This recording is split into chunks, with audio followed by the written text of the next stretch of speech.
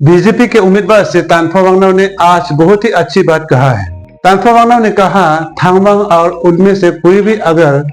जीतेंगे, जो भी एमएलए सीट हासिल करेंगे, उसका साथ जश्न मनाएंगे, मिलकर जश्न मनाएंगे, मिलकर पार्टी मनाएंगे और आगे मिलकर काम करेंगे। कि जिस दिन इलेक्शन के रिजल्ट निकलेगा उस दिन थांगवांग वांगहाम और उनमें से कोई भी जीतेगा, बस जीतने वालों के साथ मिलकर जश्न मनानी है। क्योंकि जब तक चुनाव के मतदान हुए हैं तब तक अपोजिशन थे। जिस दिन रिजल्ट निकलेगा उनमें से दोनों में से कोई भी जीतेगा, उसका साथ मिल मिलाप हो जाना है, पूरे जनता मिल मिलाप हो जाना है, अपना क्षेत्र को विकास करने के लिए मिलकर काम करना है। नमस्कार, वांचो मीडिया पे आप सबका स्वागत करते हैं और मैं हुआ तावांग वांजन। आज मजिस्ट्रेट की तरफ से आज लोंगडिंग हिंसा झड़प को लेकर सुलह करने के लिए दोनों कैंडिडेट, दोनों पक्षों की वर्कर्स यानी कि एनपीपी और बीजेपी के जितने भी समर्थक हैं सबको बुलाया गया है और तीनों गांव की मिनतोंग, सन्वा, न्यौसा, न्यौनू के राजाओं को बुलाया गया है, वहां के जीवीस को बुलाए गए हैं और शांति बैठक रखा गया है,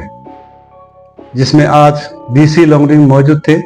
एसपी लोंगडिंग, डीएसपी लोंगडिंग मौजूद थे, सीओ, एडीसी और वांचो काउंसिल के सेक्रेटरी प्रेसिडेंट दोनों मौजूद थे और कैंडिडेट श्री तानफा वांगनाव मौजूद थे और दोनों पक्ष के इलेक्शन एजेंट मौजूद थे, दोनों साइड की, दोनों पार्टी के कार्यकर्ता, मंडल प्रेसिडेंट सारे मौजूद थे। जहां इन्होंने लोंगडिंग हिंसा को लेकर के सुलह करने के लिए सभी ने आज अपना अपना विचारधारा रखा, जिसमें सभी ने अपना अपना राय रखा किस तरह से लोंगडिंग को सुलह करना है, किस तरह से इस वायलेंस को रोकना है, किस तरह से आगे हमें शांति रखना है। इन बातों पर चर्चा किया और उस दिन इस हिंसा झड़प में जिन लोगों का भी गाड़ी, मोटर बाइक खराब हुई है, जिन लोगों को बड़े गंभीरता से चोटें आए हैं, जो मेडिकल पे एडमिटेड है, उन सब को किस तरह से बचाना है, जिनका नुकसान हुआ है उसका किस तरह से भरपाई करनी है, इन सब सारे बातों को लेकर आज चर्चा हुई है।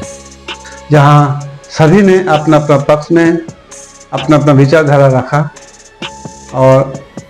वांचो काउंसिल के प्रेसिडेंट और सेक्रेटरी दोनों ने भी दोनों पक्षों को आपस में सुलह करने की चर्चा की है दोनों को, और आगे इस तरह की हिंसा नहीं होने की सुझाव दिया है। यहाँ मौजूद सभी ने अपना अपना विचारधारा जाहिर किया और जितने भी गंगबुरा राजा सभी ने यही इसी मुद्दे पे आया कि आगे हिंसा नहीं होना है, कैसे पीसफुली लाना है और जिन लोगों का नुकसान हुआ है, जिन लोगों को चोटें आई है, इनका भरपाई कैसे करनी है, जिसका आज चर्चा हुआ है। डीसी लोंगडिंग, एसपी लोंगडिंग ने भी दोनों पक्षों को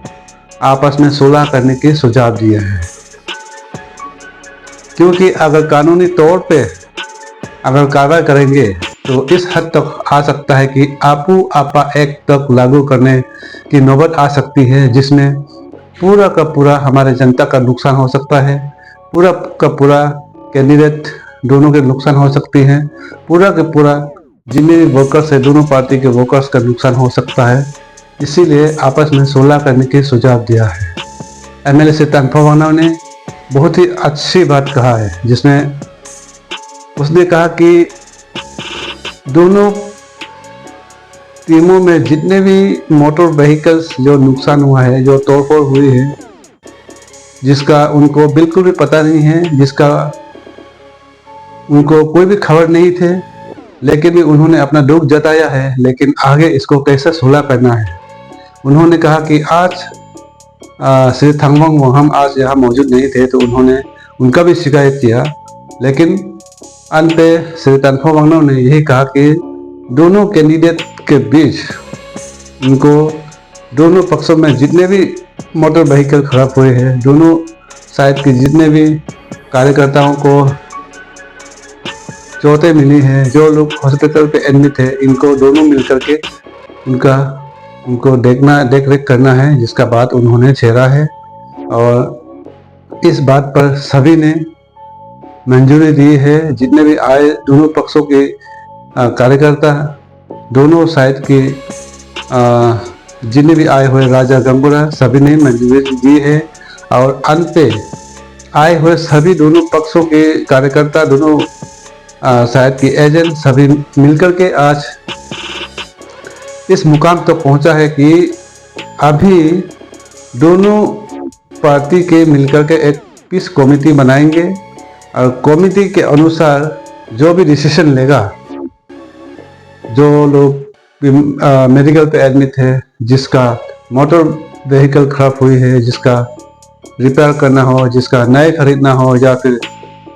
जो लोग मेडिकल में ट्रीटमेंट एडमिट है, जिसका ट्रीटमेंट कराना हो, जिसका कंपनसेशन जो कमेटी की ओर से जो डिसीजन लेगा, उसका दोनों कैंडिडेट मिलकर के उसको कंपनसेट करना है करके आज फैसला हुआ है। लेकिन हाँ, इस फैसले के साथ साथ चाहे मिनटों की हो, चाहे न्योनू की हो, चाहे न्यौसा की हो, चाहे संजवा की हो, चाहे जडवा की हो, जितने भी यूथ है उन सभी के साथ एक मीटिंग बैठक रखेंगे, उनको एक अंडरटेकिंग लिखने देंगे और